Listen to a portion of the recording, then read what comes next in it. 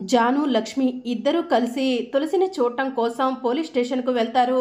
సెల్లో ఉన్న తులసితో లక్ష్మి, జాను ఇద్దరు కూడా మాట్లాడుతూ ఉంటారు. ఆ సమయంలో ఎస్ఐ తులసిని కోర్టుకు తీసుకెళ్ళక తప్పదు, ఆ దొంగకు శిక్ష పడక తప్పదు అని చెప్పి లక్ష్మి, జానులను బెదిరిస్తూ ఉంటాడు.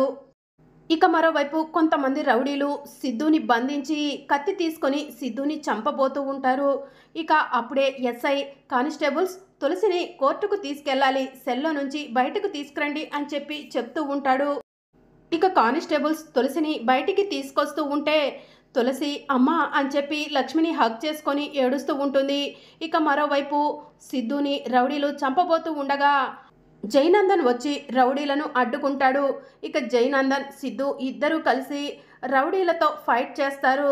ఇక తులసిని కాపాడటం కోసం సిద్ధుకి తోడుగా జైనందన్ నిలబడతాడు. మరి అప్కమింగ్ ఎపిసోడ్లో ఏం జరగబోతుందో తెలుసుకోవాలనుకుంటున్నారా? అయితే ఛానల్ను సబ్స్క్రైబ్ చేసుకొని సపోర్ట్ చేయడం మర్చిపోకండి. Thank you for watching.